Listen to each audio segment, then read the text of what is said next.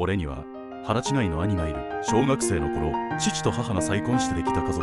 兄はすでに大学生で、年も一回り近く離れていた。だから正直、どう接していいか分からず少し距離を感じていた。大学受験の時、入学金のことで悩んでいた俺は、親にも言い出せずにいた。すると、気づいたら兄が黙って払ってくれていた。俺が気を使わないでよ、働いて返すからと言うと、兄はバカだな、俺はお前の兄ちゃんだろうと。その言葉に思わず涙が出た。時が経ち、兄に子供が生まれた。まだ幼かった姪が大怪我をした時、俺は限界まで輸血した。もう無理だ、やめろと止める兄に俺は叫んだ。うるさい、俺はマルコのおじさんなんだ。